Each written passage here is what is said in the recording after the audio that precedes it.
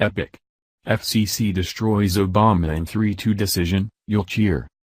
To state that the web revolutionized society is not really adequate to depict the aftereffects of the improvement of this technology. Entire industries have been made and others lessened.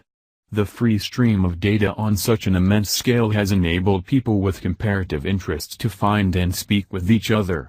Those individuals can stroll down the street and request staple goods or exchange stocks from a handheld telephone would have been the thing of sci-fi not that numerous years back.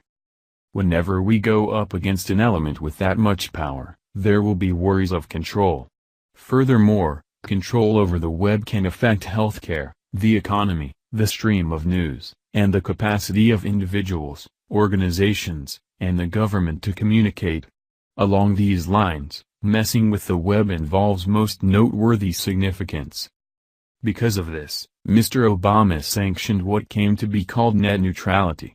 This basically put the web under government control like an open utility. For this situation, the FCC was in control and directed operations and additionally advancements including the web. The present FCC has finished Mr. Obama's legacy of net neutrality, which is a win for America.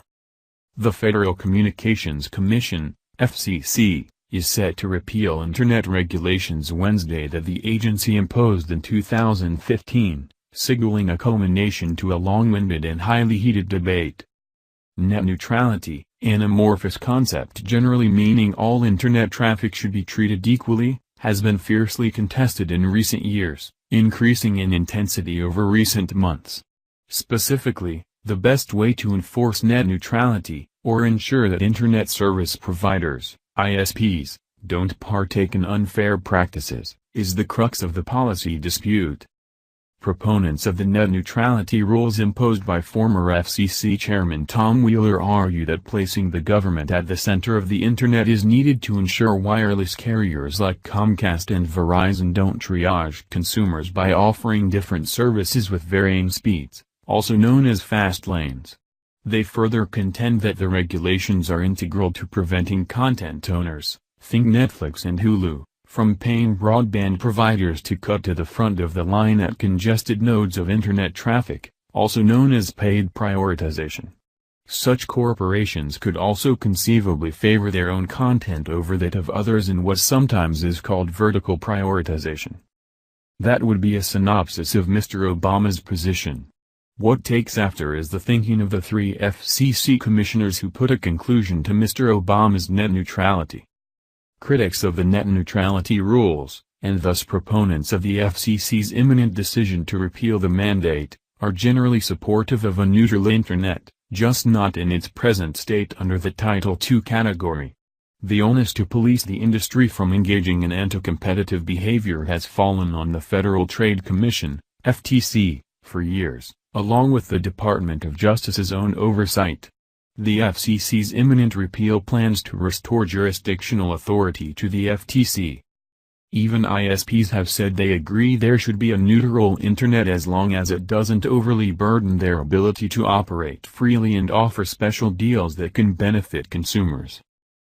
Your Internet Thursday afternoon will not change in any significant or substantial way from the Internet you are experiencing today on Wednesday. Nor will it be different next week. Nor will it be different on a Thursday a year from now, Michael Powell, President and CEO of NCDA, a trade association representing the Internet and Television Association, said in a media briefing. This isn't just a hollow promise or pledge, it's rooted in sound self-interest. I think one of the things that the debate often obscures is the fact that ISPs like net neutrality too, they make a lot of money on an open Internet.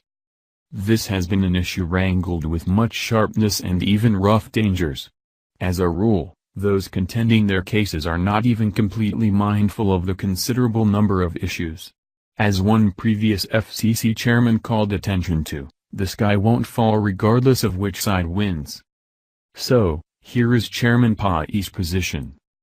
Pai says his plan, which is supported by the 2 other Republican commissioners Michael O'Reilly and Brendan Carr, will satisfy both those core principles due to a mandate that ISPs be transparent with their practices and offerings. That way, The FTC steps in only when it deems necessary. Tomorrow is an important day as the FCC will vote on rolling back heavy-handed Obama-era internet regulations, Pai told the Daily Caller News Foundation. Thomas Jefferson kept in touch with John Adams and stated, "I think all the world would gain by setting commerce at perfect liberty." We are far from Jefferson's optimal. Yet, evacuating the overwhelming hand of government from the web is a little positive development. What do you think about this? Do not hesitate and write your thoughts in the comment section below.